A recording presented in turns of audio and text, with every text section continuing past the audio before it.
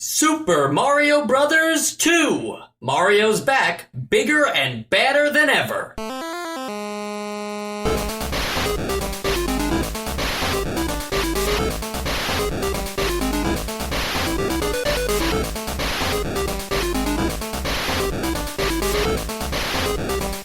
And welcome to Nostalgia, a chronological exploration of every NES game released in North America. I'm Mike. I'm Sean. I'm Joe. And I'm Sam. Welcome back, Sam. Hey, it's good to be back. I thought you died in the war. I respawned. As everybody does. I think we have something that we have to get out of the way here, though, and it has nothing to do with Sam, unfortunately. It just has to do with this whole Super Mario Brothers 2 conversation, and that is that there is a Super Mario Brothers 2, but it's not quite the one we're playing today. It was released in Japan, and it's just a much harder version of Super Mario Brothers 1 with, I think, like a poison mushroom power-up as well and stuff like that. And, you know, we may eventually play that for the show, but not today. Today, we're playing Doki Doki Panic. Okay, but not really either. We're playing a, like a remixed version of Doki Doki Panic, which came out on the Famicom, and it came out as Super Mario Bros. 2, referred to as Super Mario Bros. USA in Japan, and that is the game we will be playing today. Everybody got that? Okay, so Yes. Doki Doki Literature Club was also an expansion pack for Super Mario Bros. 1. I got it. Yeah, the references, if you pick up on them, they're subtle, but you can definitely see how Doki Doki Literature Club and Super Mario Bros. Share like an extended universe. So, guys, I think we have to talk a little bit about the first game in this series, Super Mario Brothers, since that was a huge episode for us. It was an early episode. It was one of the original launch games on the system. And, we pretty much reference every single platformer. We talk about the game again. So can you guys just briefly go around and remind me why you liked the game so much? You want to start with you, Joe? Sure. Well, first of all, I think for all of the other games that we talk about where we reference Super Mario Brothers, I don't think that anything has really reached that level of platformer that Super Mario Brothers, kind of introduced us to. Like, I don't think anything has felt as clean or as polished yet as Super Mario Brothers. And if that's not entirely true, if there is an exception, it's in a totally different way that it's polished. There's just something about the feel of Super Mario Brothers, the feel of the jump and the feel of the level design that kind of makes it harder for other platforms to be judged properly, or to be judged in a good light, because it's so well done. What about you, Sam? Yeah, I'd also add that it's the way that enemies spawn and the way that levels are laid out hasn't really been matched. And in that capacity of the first one, where each enemy is placed so that you can jump on them a very specific way, and it seems like the whole game is just expertly planned. Yeah, and Sean? I mean, I'm just going to echo what Dave said for the most part. It has a level of artisanship that it's really hard to fully describe.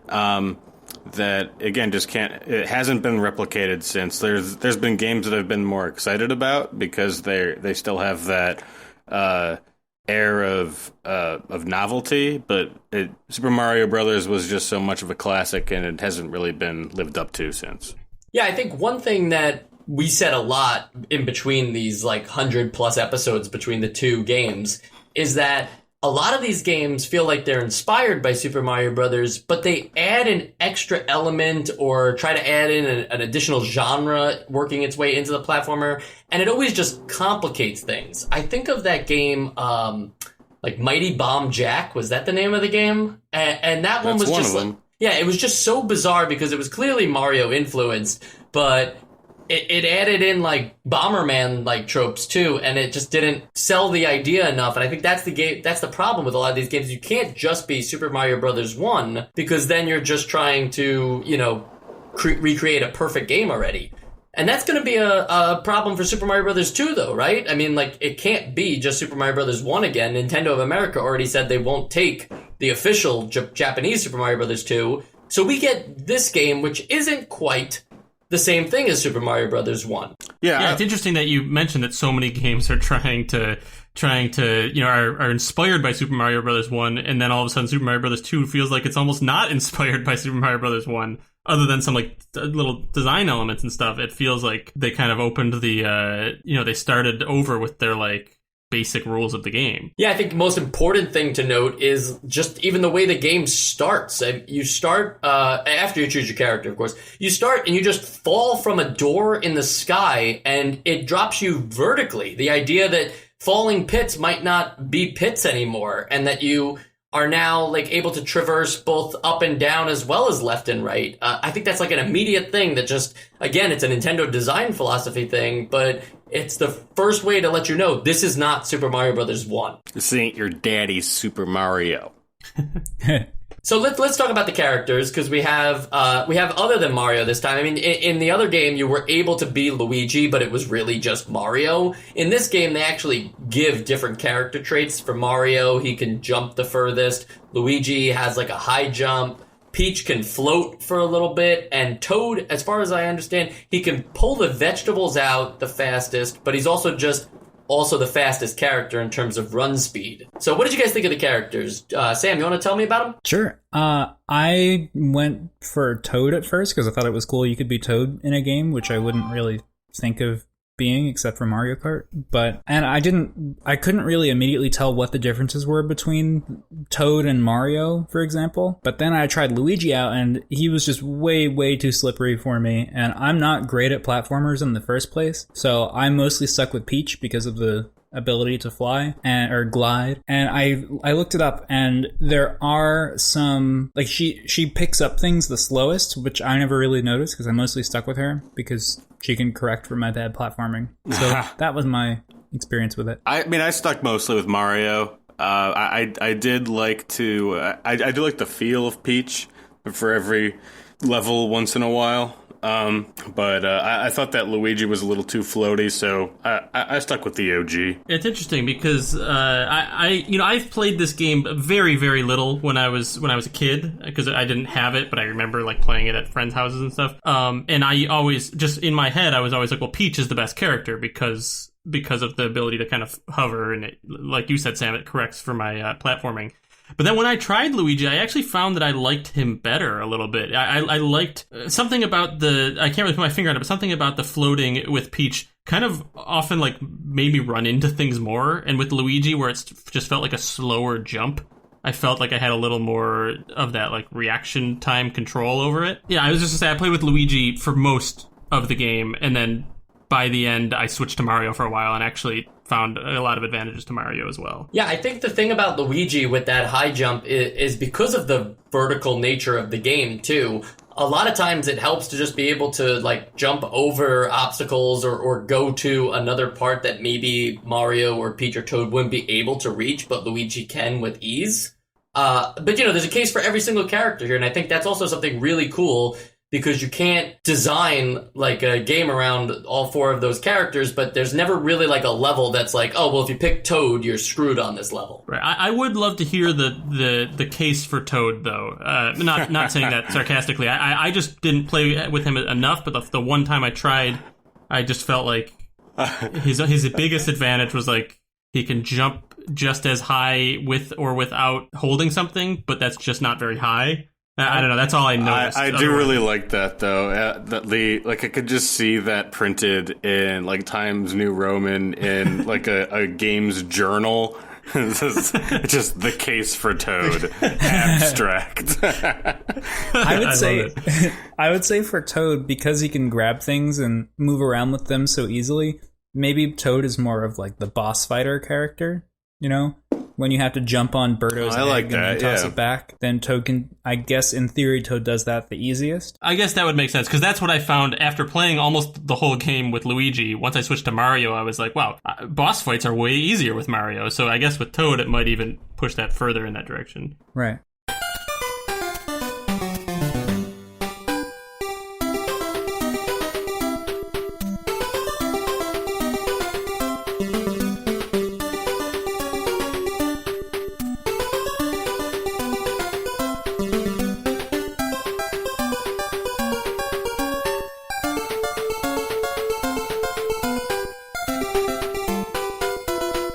And this is a new look for a lot of these characters, too. Even Mario looks more like how present-day Mario looks than anything we saw in Super Mario Bros. 1. So in a lot of ways, I know, Sam, you were saying it's just interesting to be playing as Toad at all, but in a lot of ways, this is the game that really introduces this Mario, like, universe and canon, and a lot of the things that we remember for these characters doing, it happened in this game more so than in Super Mario Bros. 1.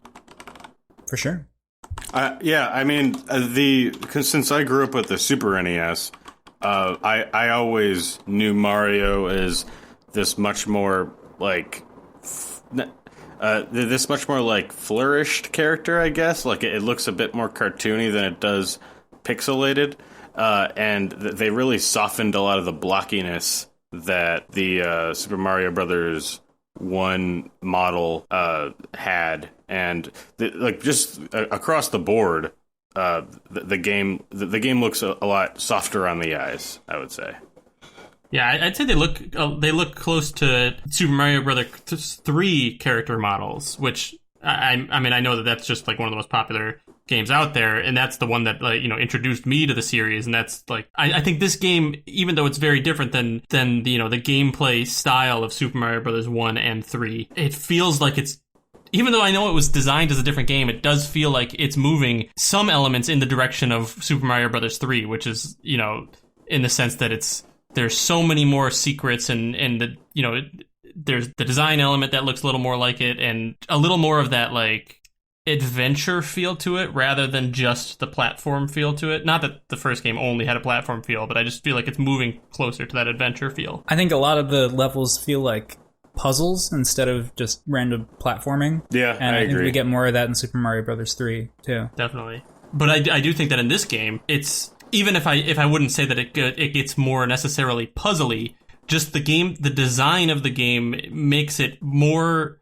It's less about like reaction time and more about like thinking about what your next move is than I think. I mean, other than Super Mario Bros. 3, I'm not the biggest Mario fan. I mean, I was obsessed with Super Mario Bros. 3 itself, but from my perspective, it does that more so than any of the other main Mario games. And I think that has a lot to do with the fact that in this version in Super Mario Bros. 2, you're able to go back as well. In Super Mario Bros. 1, once you hit a far enough point in the screen, you couldn't turn back and explore whatever you had, even the block that you had just passed. Like now that's off limits. And so this game has more of an adventure vibe because you are able to just, at any particular moment, slow down, take everything in. You're going to different worlds. You start off in a grassy land, and then next thing you know, you're in a desert, and I nothing else really comes to mind right now, but I think like just the idea that each world is different is better than how Super Mario Bros. 1 handled everything just being in like an overworld of the Mushroom Kingdom with the same looks over and over again. I think it also plays a part that there are times that you have to go back. Like if you're going to retrieve a key or something, you have to get back to where that key is used. And while there sometimes would be another exit, sometimes you'd have to backtrack through a screen,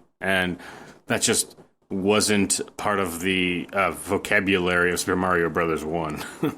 Yeah, that was a really interesting like element of the design too. Is that like the levels aren't necessarily always linear. Like there's like a lot of times there's a level where there's something you have to go figure out on like how to progress. And even the fact that sometimes that includes using elements that have always up until this point been for other purposes. I know there were a couple of them. I was actually, before we recorded, I was trying to scrub through videos of this to remember some of the times that I noted it. And the only one I remember off the top of my head is there's one level where there's just a random Birdo. Not a boss fight, just Birdo is just there.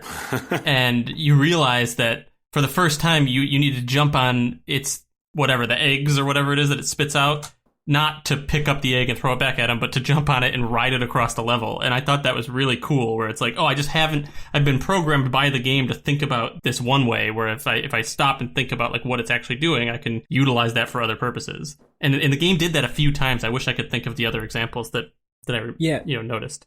There was one of those vulture-y looking birds.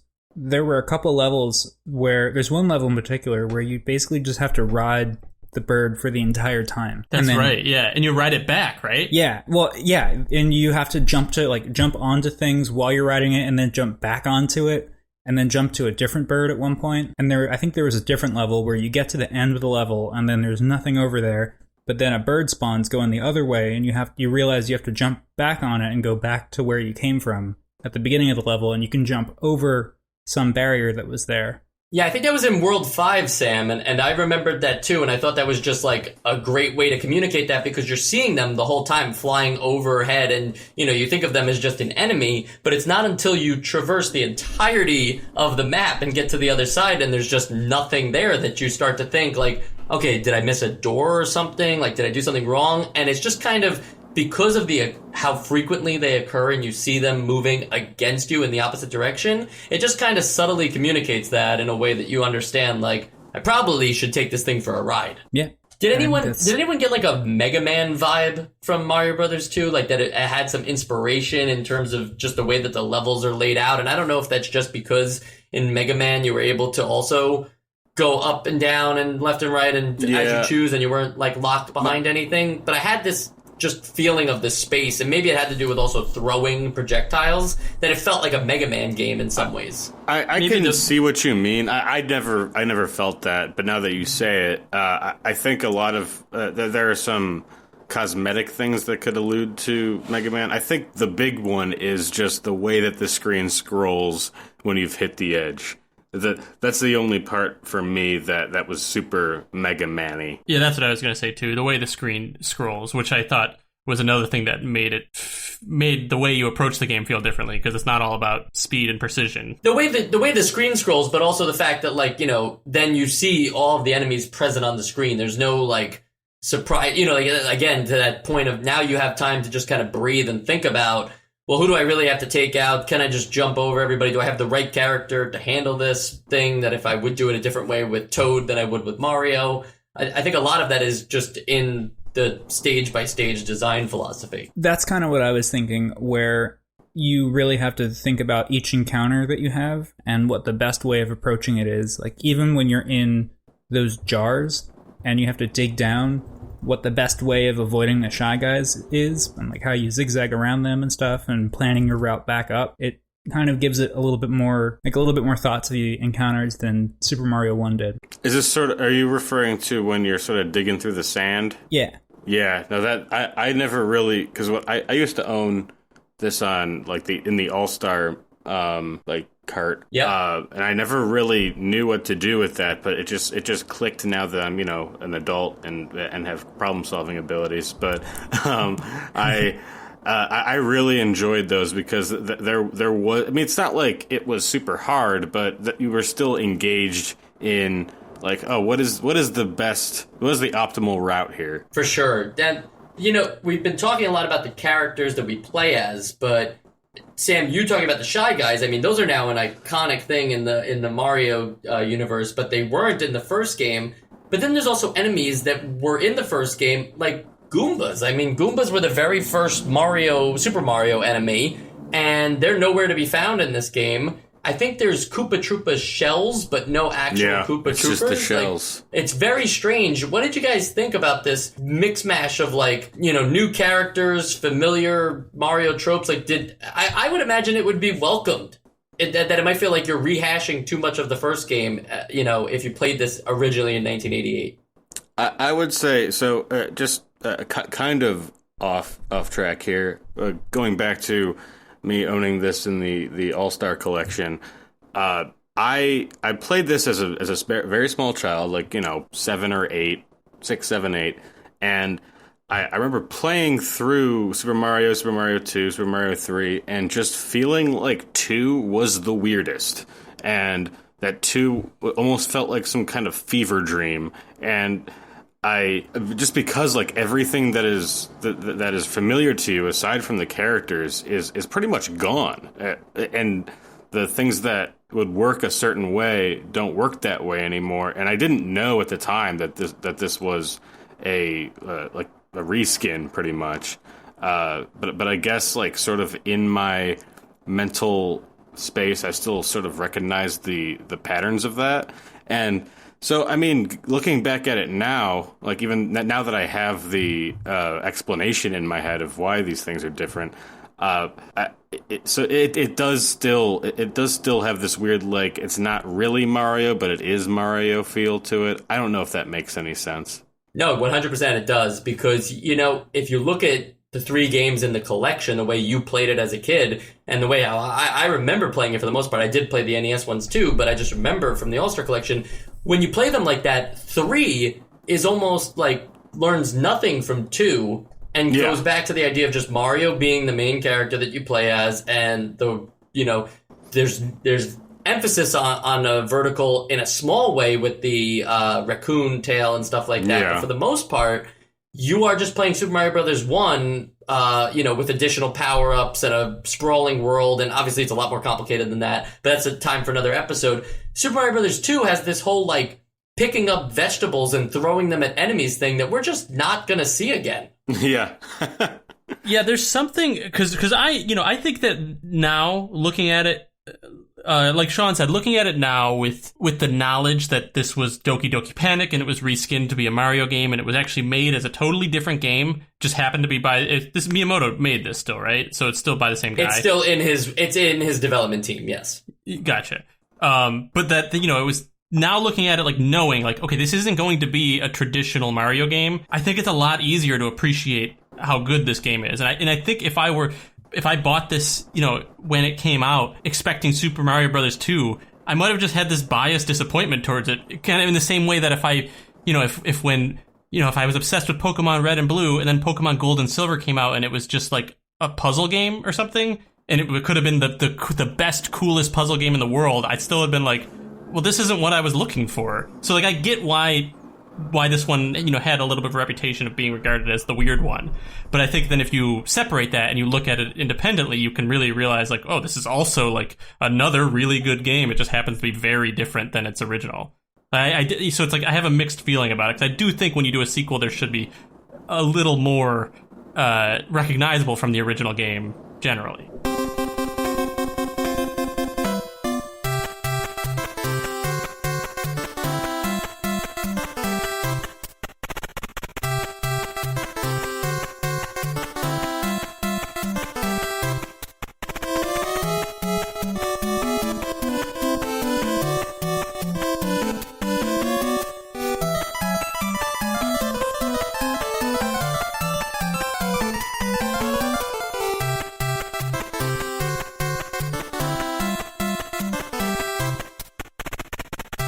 Well, why do you think they got rid of, and obviously, like, let's pretend that they can change these things from Doki Doki Panic, because if they really want to, I mean, this is their big flagship franchise. If they wanted to, I'm sure they could go into the game's code and change some things. Why didn't they make it so that when your character, be it Mario or anybody else, when you jump on an enemy, it squashes them? Like, that was the whole gameplay mechanic behind Super Mario Brothers 1, and I get that in Doki Doki Panic it doesn't happen, but it's a little strange that you jump on top of these enemies and then you have to, like, just pick them up. That's really tricky. Yeah. I think that if you change the skeleton, I mean, so you're working with the skeleton of a game and you decide to change like a pretty significant feature, you've pretty much ruined the entire thing. I don't think that this would work if they changed that line of code and got rid of the picking up of enemies.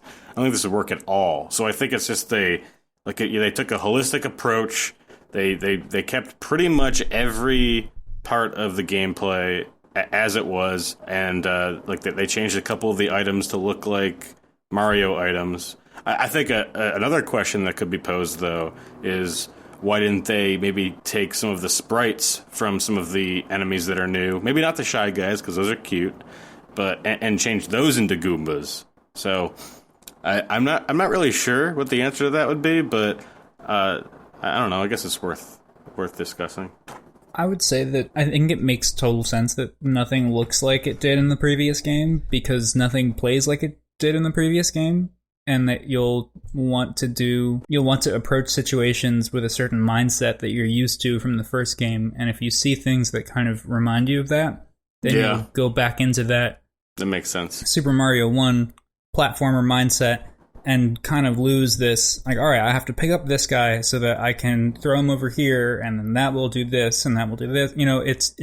changes the way that you approach situations, I think. Yeah, I see that for sure. And I think that like now with my 2020 hindsight on this, I think it was cool that that everything looks pretty much for the most part different. It's it's supposed to be a dream. It's supposed to be a different world. It introduced all these new characters. I think it's really cool. But I can't see myself, if I were developing this, being brave enough to go away from these enemies that were like so recognizable and successful and just that branding.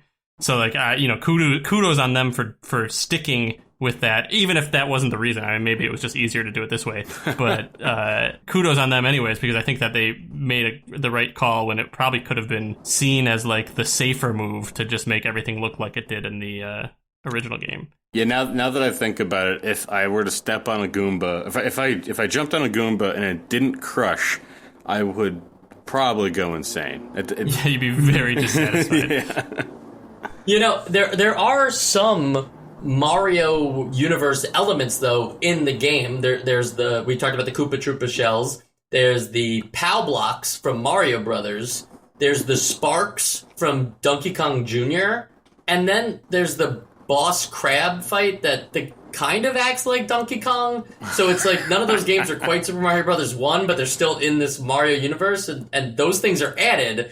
So this stuff happens, but it doesn't quite feel like any other Mario game. Right, but I felt like, as far as the Koopa Troopa shells and the POW box, the Koopa Troopa shells, I don't know, I imagine in Doki Doki Panic they were just something else, and they were like, oh, let's make those couple of times you pull this thing out, let's make it be something recognizable, like easy enough. And the POW blocks, I mean, maybe there weren't POW blocks in the original game, but that's also something that's like not necessarily gameplay breaking, because you could put them wherever you want, and they didn't think they were too frequent. The last thing you said, the crab thing, was that similar to Donkey Kong?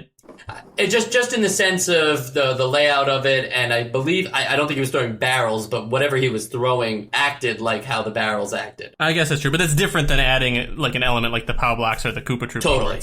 Yeah. Just more like it just felt like an homage to me. Gotcha. But we also have cool new characters. The Shy Guys are awesome, but we also have the Bob-ombs and Pokies, those cactus characters, and Birdo, Yeah, Birdo still has some really weird, like kind of nightmarish qualities to her. Like I don't know if you guys were ever kind of like put off by Birdo before. I guess I can't really explain it, but just a big hole in your face will do that, I guess. Also, what is the thing that you pick up after you defeat Birdo? Is it Birdo's stomach? It's their soul. That's just the orb. Yeah, that's just part of Birdo? Well, no, it's the eagle's orb, right? Like, what is that eagle thing? You gotta get swallowed by the eagle. It's a contextless, it's a contextless change that I don't even know if it makes sense in Doki Doki. Maybe it probably does, but it feels so much like a childhood nightmare. It's funny to think of like Super Mario Brothers 1, and then like afterwards the developer's like, oh, let's make the next one like a fever dream. You're like, well, the first one was already pretty weird. Yeah. You like went like you made it like a fever dream within the world that's already a fever dream. I like how in Super Mario Brothers 1, the little end of level mini game is how high can you jump on the flagpole, and this one's like feed the bird. Feed the bird with yourself. Yeah. There's just some strange moments in Subcon, like all over the place, right? Because we talked about the key, but we didn't talk about the fact that there are these masks that will then like chase you throughout the remainder of the stage. Yeah, it was also I terrifying. think that's the terrifying thing for me. Until you realize that they're actually pretty easy to keep under control. You just got to keep throwing the key away from you, and then they go away. And I talked about the door that starts the whole game. That you just like open up into this the door dark and you just realm. fall. But yeah, that's just so strange, right? Oh yeah, that door too. That's a good one, Sean. We should talk about that door. That's very strange. Yeah, like I always felt like I was in a place I shouldn't be. Again, this is 7-year-old me. It has a lot of weird subconscious effects on me that probably don't affect everybody. But this game just feels haunted. It feels more haunted than baseball. And whenever you went to the Dark Realm, it kind of freaked me out as a kid. Isn't the Dark Realm the only place where like regular Super Mario Brothers music plays? Yeah, pretty much. And Wait, you, what is the Dark Realm? I guess I'm That's the- missing what we're talking about. okay, that's remember the when doors, you pick, right? you pick up the chemicals and you Oh, just yeah, throw yeah, them on those the doors. ground, and then a door opens up. Gotcha. Then you go through that door, and it's a shadow opposite version of the place where you just were, wherever you were. And keep in mind that if you didn't pull any vegetables or anything, those things are still there, and now they turn into red coins. Also, I guess That's from right. Yeah. Mario Brothers. I don't know why I was confused about what the Dark Realm is. There's only one thing that could possibly be the Dark Realm. You know, so I thought that was very strange, and I didn't quite understand that other than the mushroom that you can lift up to then get like an extra bar of health. Yeah. But how did that appear? What are the rules for that? I don't know. Maybe if you didn't disturb anything except for the plant that has the chemicals in it. I thought Then that it they were shows up. actually planted in certain places in the level. Like if you threw the door in the right place, every time the mushroom would be in that Yeah, spot. because I have thrown the door at a place that the mushroom was also it was also occupying that space. I just couldn't pick up the mushroom. Huh. Okay. You know, there's also the doors with the chemicals. You can put those on certain vases, and that creates warp zones. Did you guys know there were warp zones in this What? game? See, I didn't know that. I knew that there were, but I didn't know how to access them, or didn't really want to either. But I didn't even want to access the warp I room. didn't even want to go Stupid into warp the more rooms. scary places. So you put it on the vase, and then So you can't just go put it on inside the any. door? You can't put it on any vase. You know, you can't just be like, "Oh, this is a vase, so I'm just gonna put the door on top of that." It has to be on specific ones in specific levels. On a specific But yeah, face. If you put it there, sure. If you put it there and then go down, you'll warp. It'll just jump to the next thing. It'll be like, "Welcome to World 5-1," and it doesn't, like that's it. You're just in there now. Spooky. I just think that like things like that are, it's great that the warp zone continues, but you just gotta wonder, like, how would you know which vase to go through? Yeah, it's a little bit more ambiguous than Super Mario Brothers. Is like, even as a kid, I knew I kind of want to get above the level. So you're sort of drawn to that if it looks like you're able to. Whereas in this, it's kind of like a random trial and error, like very secret thing. So, yeah, and not even random, because it's like the opposite of that, because you put the door down and your first instinct is usually, I want to go through the door, but this is deciding not to go through the door and losing it instead yeah, to try something else out, which I wouldn't think of normally. no. And we joked about the eagle head, and I think that is very strange and just another endless layer of the strangeness of this game. Don't you think it's even stranger, though, in the final level when you have to, like, it becomes a boss? Yeah, that's very unsettling because at this point it's become something that you've finally grown to trust. Okay, I'll let you eat me. Every time I'll just climb into this bird's mouth, and then suddenly it's like, no, I am your enemy. I haven't beaten the game. I think I got to World 5. But Oh, gotcha. Okay, yeah, no, this is legit, like, the last stage of the game. Yeah, it's like right after you beat a birdo, right? And then Yes. all of a sudden you're like, all right, I know what to do. I've done it every time. And then like the thing on the wall, the disembodied head of a bird, just like blinks to life and starts flying around at you. You'd hate it.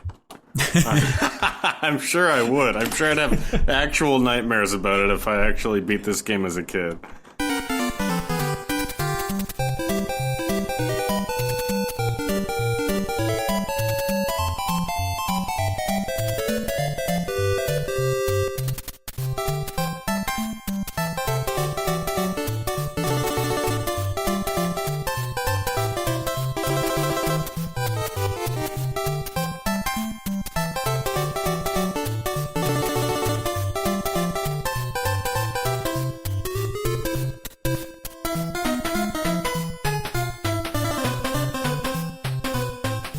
We probably should also talk about Birdo. I mean, we haven't really described what that boss fight is like, and it happens so often. Joe, do you want to walk me through it? Sure. I mean, in complete like contrast to Super Mario Brothers bosses or Super Mario Brothers 3 bosses, this you're not directly, you're not jumping on Birdo as many times as you can. You actually have to jump on the projectiles that Birdo shoots out.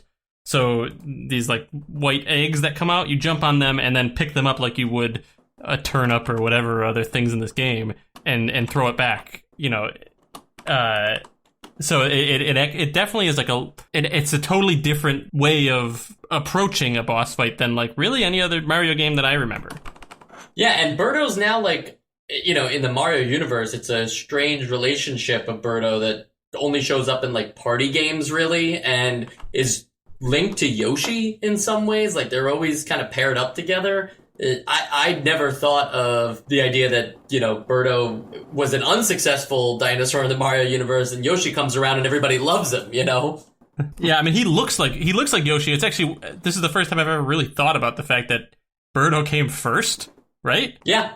Oh, weird. Yeah, that's so weird, because I always thought like, oh, it's like such a weird, like, it's like a bizarro Yoshi, but it's just... Sure, no, Yoshi. Birdo came first. If you're discussing like why we like one more than the other, like Yoshi looks like a real like animal. It looks like an animal. It's cute. It's got a mouth. It probably has teeth. It's got a tongue. And Birdo has a gaping maw. So I'm pretty sure that's why we like Yoshi better. Have you seen, Sean, the from the Nintendo beta leaks, the original Yoshi? I did. That's pretty funny. It looks like a bad kid drawing. Yeah, and that would actually scare probably a lot of people. While we're talking about boss fights, though, we don't have to really explain what they are, but I just kind of wanted to get your guys' feel on these characters. I love Mouser, the mouse that throws the bombs. That's like the first real boss you fight. That's a sick boss. He shows up in Super Mario Brothers Super Show a lot, and he talks like a gangster, like with an Italian accent and everything. I think that's so funny. Like that. Yeah, he kind of looks like he would be like a criminal, and not just like a just an enemy. He looks like an actual guy with connections in the underworld. He's got a whole side hustle going on. Do you think Mouser will show up in Cyberpunk 2077? I think, you know what? It's the sunglasses. That's what it is. I think he will be, but the sunglasses will be built into his head. Whereas Fry Guy is just a cool looking guy. Like I wouldn't necessarily think that he would be a boss. I'd hang out with that guy on any given day. I think he looks anything but cool. Oh well, yeah, sure. Which one's Fry Guy? He's the sun. He's like the ball of flame. I'm thinking like a French fry or something. No, he is not the sun. He is just a ball of fire, if you will. But like, I still think that this guy is better than the angry sun in Super Mario Brothers 3. Which I guess we're not allowed to talk about yet. Can't talk about it. Yeah, just move on. Looking at Fry Guy, he kind of looks like Captain Falcon a little bit. Fry Guy and Captain Falcon? All right, sure. You gotta look it up. Yeah, I have it right in front of me. I don't know if you're looking at the right thing, because it looks just like him. No, I'm just... Yeah, if you look at the manual, it's like so different. Yeah, he's just like a ball. No, I see what you're talking about, Sam. I see it. Thank you. He's got a little mask on. Yeah. I actually, sorry. Go ahead. I don't know when we're done talking about this. I don't want to be. I'm sorry if I'm interrupting this, but I don't want to move on from the sun from Super Mario Brothers, because I thought of something. I thought of something to say about it, where I think that the mask guys that go after the keys reminded me a lot of the way like I feel when the sun from Super Mario is after you. Like they're very, very similar, because it's just swooping down at you. If you feel like there's like not much you can do, but like kind of try and jump out of the way until you realize you can throw the key. So maybe that was some inspiration for the sun. And we can talk about the three-headed snake if you want, but like I didn't find anything too interesting there. We have to talk about Wart, though. Was anybody expecting Wart? No, I wasn't. I mean, I guess again, this is another symptom of this being a holdover from the original version of the game. But it does feel very wrong for it not to culminate with Bowser. But you already have Peach, though. She's already safe. Yeah, but like maybe he's just gonna try and take her again. Sam, I never thought about that, Sam, that, like, you saved Peach in Super Mario Brothers 1, so now she's a playable character with you in 2. Like, that's kind of wholesome. Yeah. Yeah. She didn't just get kidnapped, Like, I like that. It also implies that Mario and Bowser never have any beef unless it's over a woman. Which I think is the big problem in Super Mario Odyssey, though, if you've ever beat that game. At the end, Peach is just kind of like, you guys both suck. You only care about me when I'm, like, in possession of one of you.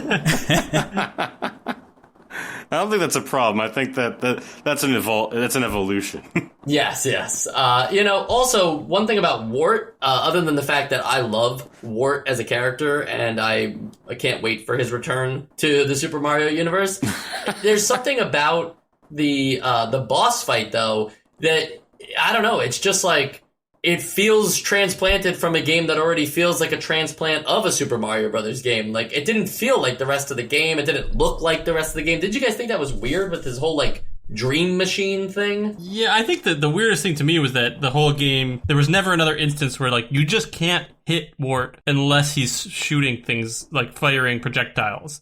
And there's really not an indication that would be the case. Which I just felt like was weird because I thought the rest of the boss battles were pretty, like, they made it pretty clear what you should do. And also, like, feeding him vegetables is how he dies. Well, it does say in the manual that he hates vegetables. Ooh, that's an undercover tip right there. And if this is all a dream, then that means that this is really just Mario exploring his fear of eating vegetables, and getting over it at the end of the dream. He is holding a turnip in the art, though. He is the most mischievous of all in the world of dreams. He created monsters by playing with the dream machine. That's what the manual says about Wart. So, talking about that, though, I actually, after I played the game, I finally read the story in the manual, and it got me thinking, because, even before, like, just from, just my basic knowledge of this game before I played it, I knew that it was supposed to be a dream. And, now after reading it, do we think that this all took place in an actual fictional dream inside Mario's brain? Or was there something where it's like, oh, there's actually a dream world in Mario head? Because they say, like, there's something in there where it's like, the curse Wart put on you in the real world won't have effect on you while you're asleep. Like, as if, like, oh, you have to be dreaming to take on Wart, but he is an actual threat in, like, this world of He's like Freddy Krueger. He's like, yeah, exactly. Like, so then I was like, oh, is it supposed to be like, oh, it was a dream, but it was also, like, significant and real? Or is it supposed to be like the whole thing, even that part of the story was the dream? Yeah, I guess that's a good question, but I have to, like, just imagine that the Wart side of things is, like, he's not just limited to Mario's dreams, because he shows up in Link's Awakening as well. Not named Wart, but it's the same sprite. And so I have to imagine that Wart is just kind of like this dream troublemaker who shows up in people's dreams or plays a role in people's dreams. But that, for all intents and purposes of the story, there is like a living, breathing dream world that Mario and friends can get to. It seems that, like, before the game actually starts, Mario has been experimenting with shared dream spaces and has accidentally gone too many layers deep and has fallen into dream limbo. And he, like, in order to come out of this limbo, he has to get a kick. And that kick is that bottle that he opens at the end, Yeah, and he needs to get back into the United States to see his kids. Also, this whole thing apparently takes place in a world called Dreamland. Is that the same Dreamland that Kirby belongs to? They're all just different names for limbo, Mike. Gotcha. All right. I didn't know that this game was produced by Miyamoto, but directed by Christopher Nolan. Christopher Nolan, that's right, yeah. That's the same director as The Dark Knight, one of the greatest movies of all time. Well, then he must have done the Super Mario Brothers film, right? Yeah, I think he had that was in the contract. What else do I have? But okay, a little aside on the Super Mario Brothers film is that so were bob-ombs invented in this game? Yes. So the Super Mario Brothers movie came out after this game. I guess I just had no concept of when that movie came out. Yes, after this game. Okay, because that's where I first heard of bob-ombs. Was in the Super Mario Brothers movie. It's probably the only time you also heard of Fungus Among Us. But wait a minute. What are the bombs with eyes and legs? Oh, wait, I'm sorry. I'm thinking of Super Mario Brothers 3, not the original. You're silly. I forgot that 3 comes after 2, in fact. It does. Numerically. Confirming that for you. Although not in the case of Japan, though, because In that case, they didn't get R2 until after 3. Woof. But we didn't get their Final Fantasy 6. We got 3. Right. It's all connected. Right. And their 3 was on a totally different console. Very interesting.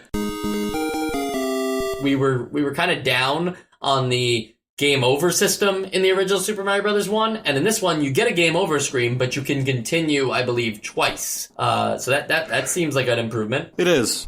And also, there doesn't seem to be any score here, so it feels like it's not trying to punish you with a made-up system. So it's just giving you a series of attempts. It's a little bit more clear, because continues with scores, or it's like, oh, now you're set to 0 if you actually care about that. But this one is just giving you a few more attempts. Yeah, and I'm usually against the idea of having like a complete like actual game over. Like, all right, you've gotten to World 7, but you lost your last life with no continues. Start over. And I still generally lean that way. But while playing, I did see some of the merit in that.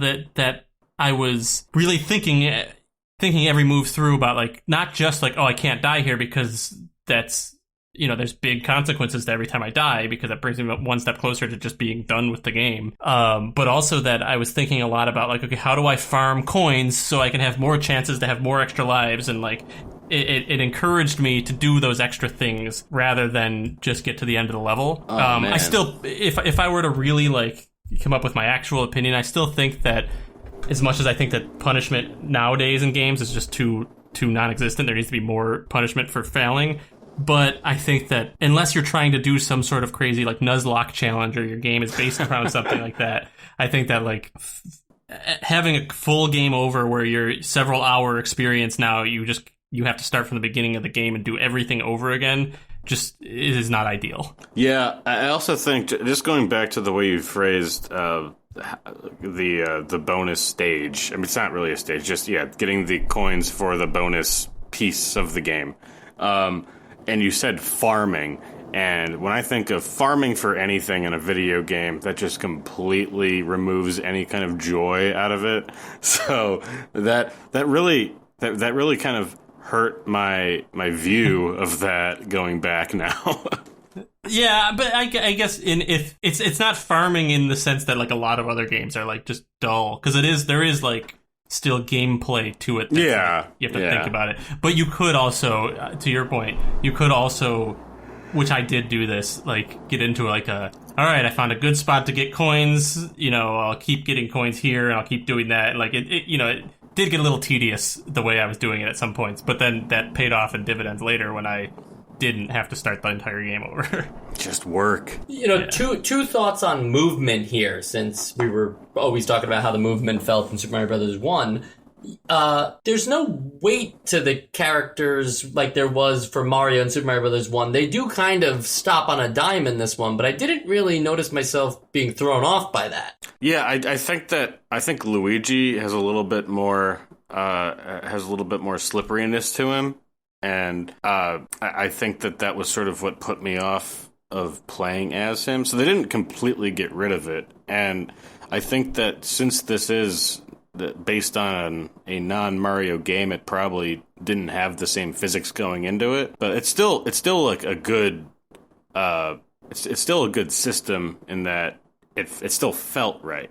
Oh yeah, the jump is great for everybody too. It feels natural. It's not it's not a jump that forces you into a direction or that you can't change on the fly. I like that. Yeah, this is actually making me kind of realize too, like, that we talked before about how the original game was a lot more about, like, run, jump, be precise. It was a lot more about the motion. Exactly. I don't know if I'm articulating that perfectly. It was more momentum based. Yeah, exactly. Thank you. Where this one doesn't feel like it needs that as much because it's not as momentum based. But this also made me realize, like, really for the first time that this is the first time I've seen something that didn't use that kind of momentum that I think still feels equally as good in a different way. Like, up until now, I've kind of always felt like you sort of need that momentum in a platformer to make it feel weighty and to make it feel good. Yeah. Whereas this kind of proved to me, like, I guess, well, if it's a different kind, if you design the game kind of differently, it can still feel... It's still precise, but it's not... It can still feel like, right the way that you move. but that's because it's and a not different be kind of just game. because of the momentum. Exactly. Yeah, did anyone notice too that in Super Mario Bros. 1 and 3, I tend to, for the most part, hold down the run button as I'm going across the game, because the whole idea is just to get to the end of the screen, which is always on the right side of the screen. So I'm always just trying to get there the fastest and deal with things as they come. In this game, I didn't really hold down the run button all that much, and that was because it wasn't really like a get to the other side as fast as you can game. Yeah, you gotta find where you're trying to go for the most part. Yeah, I only used run really to jump higher when I didn't feel like doing or couldn't do the duck and charge thing that makes you jump higher. Yeah. Well, yeah, I kind of forgot about that element. Yes, also, that's a thing that we haven't talked about yet. Yeah, you can use that to, just skip over parts of levels. If you jump with Luigi on, holding that down, you can get to platforms that you were supposed to, go all the way to the right, jump up, get to the left. I use that a lot, I'm not ashamed to admit. And you shouldn't, because it's built into the game. There you go. Legal. It's legal. Very cool.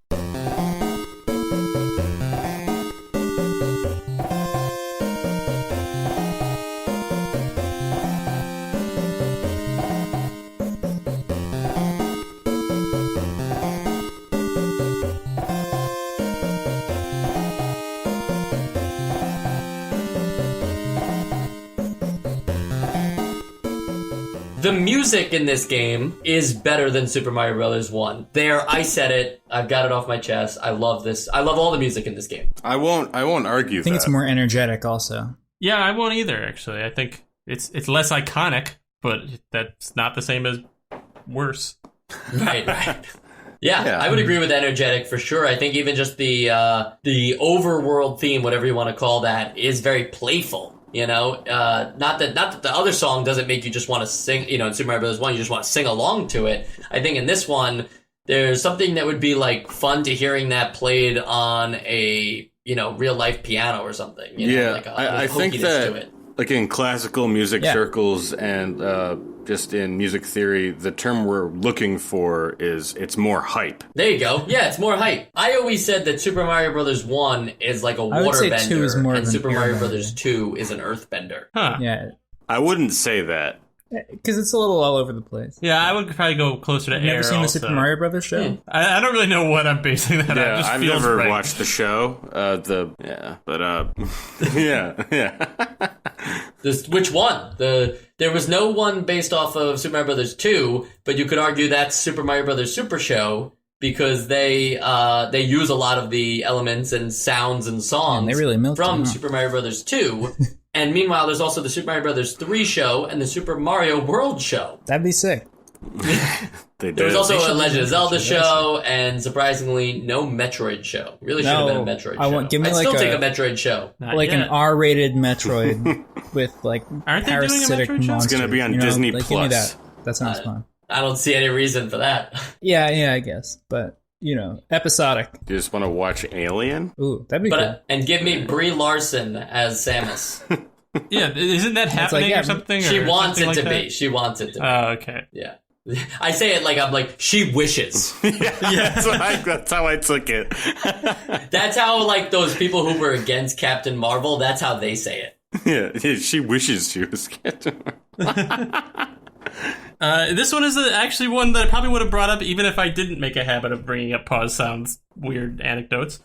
But when you pause this game with the music, I mean, Sam, you could probably describe this better than I could, but it takes out, the music continues playing, but, it's just, it strips out the bass treble. elements of it. Yeah. Is that what it is? Yeah, I mean, I thought that was kind of interesting that I really liked that was it. a decision that they made. Yeah, it's like the game is still on. You're still where you were, but we're just taking a break. And the guy that plays the high MIDI keyboard is taking a little nap. Yeah.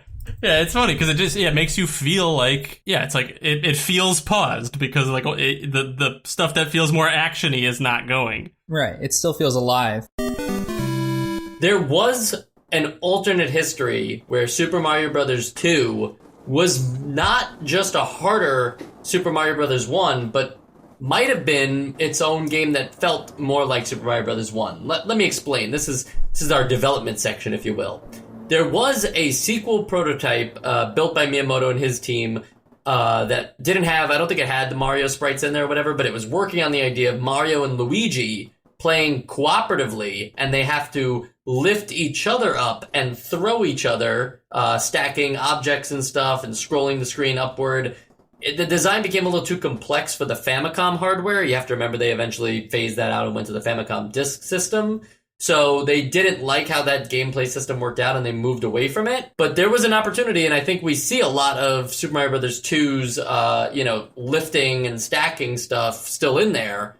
So it's kind of neat to think that they were always thinking about making a game with that concept in mind. Yeah, so did they ever, I know that this game is pretty much that, and that that element made its way into it, but did they ever, fully do that? I haven't played many of the more recent Mario games. So, it's funny because the closest thing I can think of, I don't know if anybody else here has played it, but in the Mario RPG franchise, I think it was either Superstar Saga or Dream Team, one of them, uses the idea of picking up the other character and A button does one thing for Mario and B button does something for Luigi and doing stuff like that, but it doesn't have anything to do with a vertical emphasis or anything. It just has to do with interaction. But I wonder if they just have a list of unused ideas that when they go to Mario games, they just say oh, let's use that. Yeah, I'm sure. But of course, the game that this was, eventually they just wound up making it into Doki Doki Panic, and instead of lifting other players and playing cooperatively, you just pick up vegetables and stack enemies and stuff. Because there's definitely times for that. So to get my history straight here, so then they started developing this Super Mario Bros. 2, scrapped it and said, okay, this isn't working, let's make this, but let's use some of these elements and make Doki Doki Panic. And then they made what came out in Japan as Super Mario Bros. 2, and then they took Doki Doki Panic and then reskinned it as Super Mario Bros. 2, which is what it was originally going to be. Correct. That's crazy. I never knew that. And I think, one thing to note there is that Super Mario Bros. 2, Doki Doki Panic, that was never a Nintendo of Japan idea. They didn't really give too much stock to this. It was really Nintendo of America who pushed for the idea of you don't understand, we just had a video game crash over here in 1983 because of games looking all too the same and, no way to get good quality. Your whole thing is this Nintendo seal of quality, and then you're releasing a game that is basically the same thing as the first one, because there's really no graphical differences. So they played their hand, And going back, it's not that they were failures by any means, but the Nintendo didn't really have that great of a track record for sequels up to this point. Donkey Kong Jr. was good, but then it just really went off the rails near the end there. So there wasn't that guarantee that if there's a new Mario game, it's going to be great. Yeah, I totally agree with that assessment because, also just the idea of Mario being your flagship character, any game you put out with him is a risk. We talk about how Disney doesn't use Mickey Mouse as a character for films anymore because it would probably hurt if the movie sucked, it would hurt Mickey Mouse's image.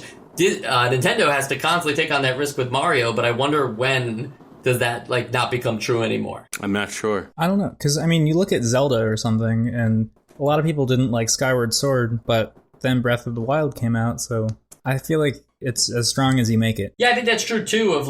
And also I think the big thing there, Sam, more than anything, was that those two games could not be more opposite. Mm-hmm. And there are definitely people that still like Skyward Sword, but it says a lot about a company willing to listen to the critical reception and be oh, they don't like it when we hold their hands, so let's just do nothing in this next game. If there is a sequels and spin-off section, this is it, because this game, as I mentioned, already came out in Japan as a remastered Super Mario USA, and then eventually that was released as Super Mario USA in the it was released Super Mario USA in the All-Stars Collection in Japan, but I think it still gets the Super Mario Bros. 2 title in the All-Stars Collection in the US, and it does. Super Mario Bros. 2 becomes the Lost Levels. Yes. Now, that's a bit of like possibly the first ever remaster, seeing this on like the Super Nintendo and seeing Super Mario Brothers 2 and 1 and 3 with like these new graphics and stuff. But for the most part, other than like a few glitch fixes, the game is still the same. Yeah, I've heard people say that the games are somewhat easier, and I don't know in what way they're easier. I mean, just the fact you can save, probably, right?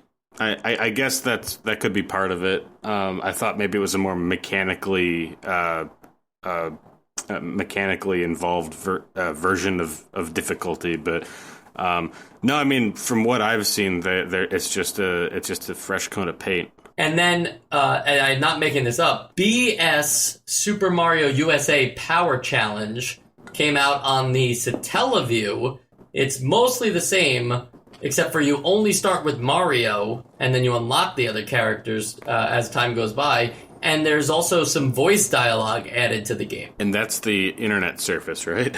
Yes, the Satellaview was the Super Nintendo internet service. You had to, like, at 6 o'clock at night in Japan, you had to, like, go on the Satellaview and download the BS Super Mario USA Power Challenge, and then you'd be able to play it for a limited time.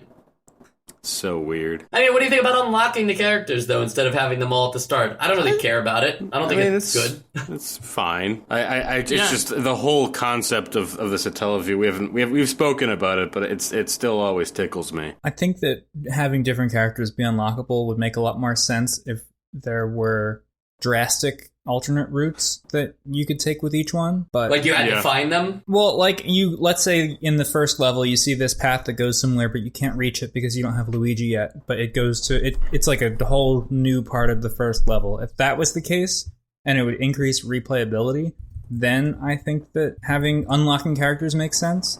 But if it's not that big of a difference, then I don't really see why there should be a need to. Yeah, because right now I think it's made to be like a preference. Like, what's your preference of the way you want to play?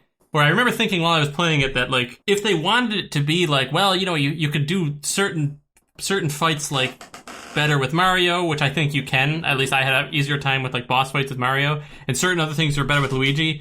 They would need to have some way that you would know what's coming when you select your character.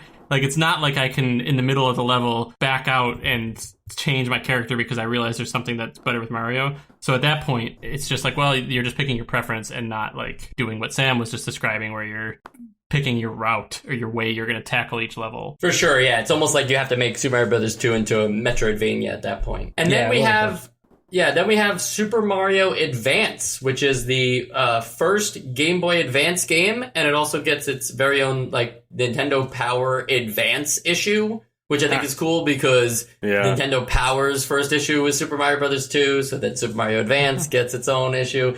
The Super Mario Advance version of Super Mario Brothers 2, which is kind of confusing that it's called, like, Super Mario Advance, Super Mario Brothers 2, but it includes several new features that I'm interested to hear you guys' opinions on. The addition of the enemy Roberto, which is a robotic birdo. I think Mauser is just gone from the game, or he... No. Mauser is gone in World 3, and Roberto fits in for him there. I think so instead of fighting Mauser twice... It could probably, for me, be a little bit more nightmare fuel, but I think by the time I had a Game Boy Advance, I would have been able to take that. But, like, weirdly, and I had a Game Boy Advance that I played a lot of stuff on, I never owned it. And it also had the Yoshi Challenge, in which players revisit stages to search for Yoshi eggs. That's kind of like cool. Isn't that... Do you get something? Is that what you asked, Sean? Do you get to ride him? You don't get to ride Yoshi. That's kind of like the Game Boy version, right? The deluxe. Yeah, with the red coins, right? You have well, to there's find, a Yoshi like, egg in each level too. Oh, okay. Yeah, I guess I didn't remember that part, but I remember they also include like 10 red coins that you have to collect, right? Yeah, there's 10 red coins, and there's a hidden Yoshi block that you have to hit, but you don't know where it is. That's awesome. Yeah, I like things like this. The last one, though, I think is gonna... I was gonna say it earlier, but I had to save it for our sequels and spin-off section. Sean, they added a point scoring system back. God damn it! Is there any reason for that? I don't know. It's injecting an antique into something a little less antique. You know, I don't like it either, but it also doesn't hurt. Like, I'm like, oh, if people like it, let it be there. I can ignore it. That takes up UI space. I don't know. Sure.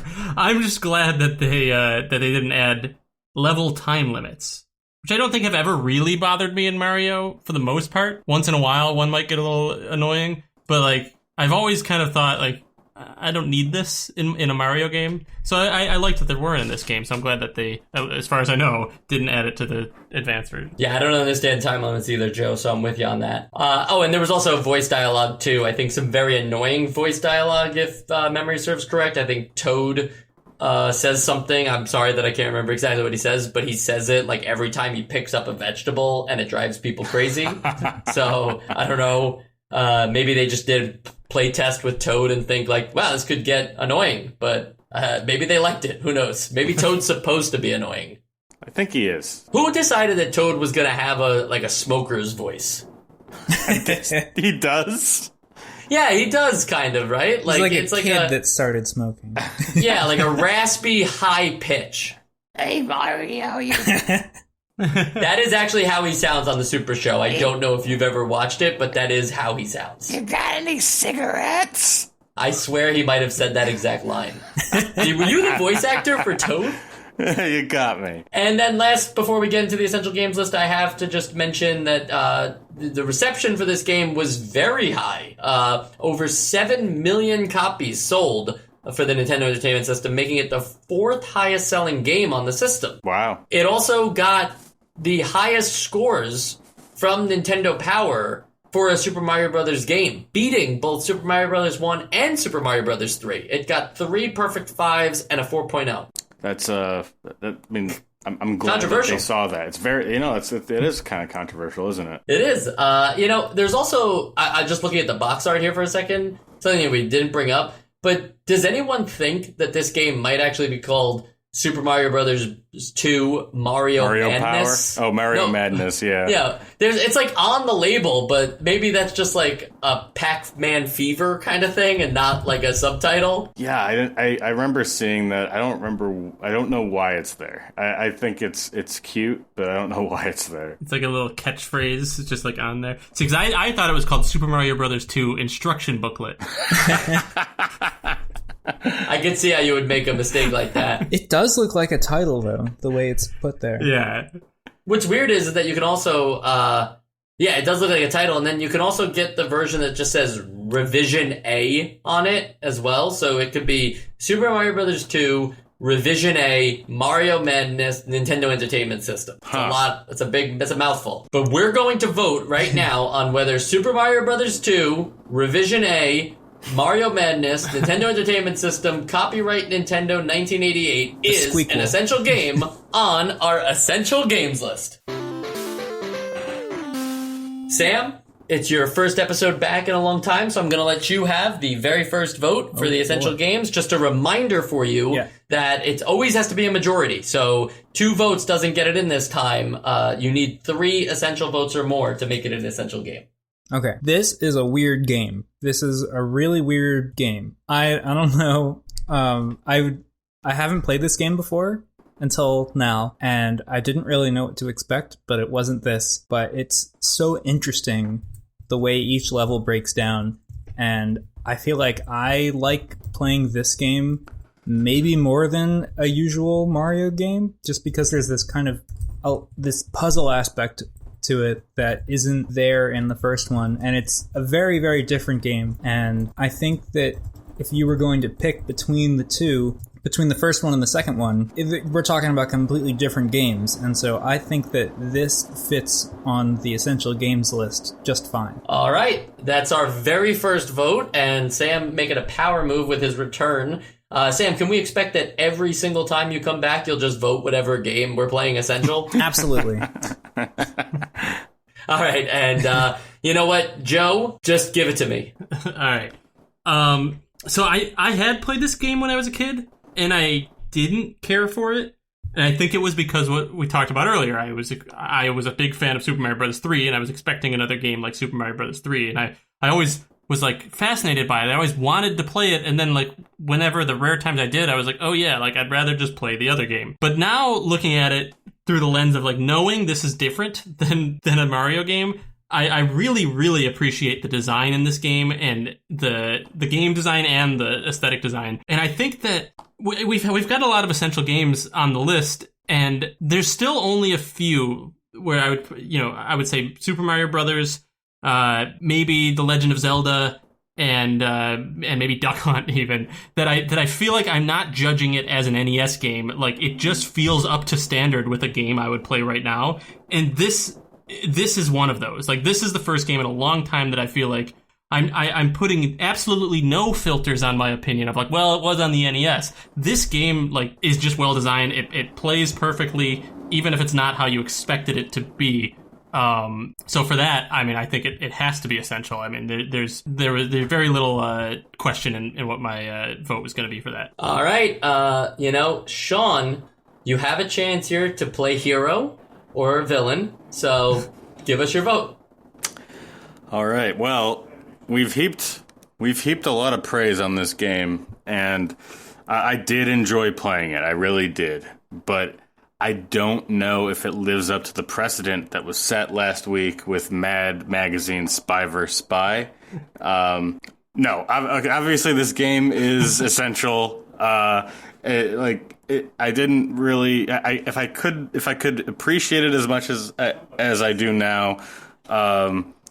Earlier in my life, when I was too busy being terrified of Birdo or the Hawkmouths, like, I would have been playing this throughout my life. This is a great game, and it deserves to be in the S tier of the essential games list. Oh, I like that. You know, Joe has his like golden playets or whatever, and you now have the S tier of essentials. And Sam, don't forget you have your jank folder. Oh, I haven't forgotten another jank folder. Yeah, there's probably quite a few games that we played recently that you would have put on your jank. Oh yeah. Oh, cool.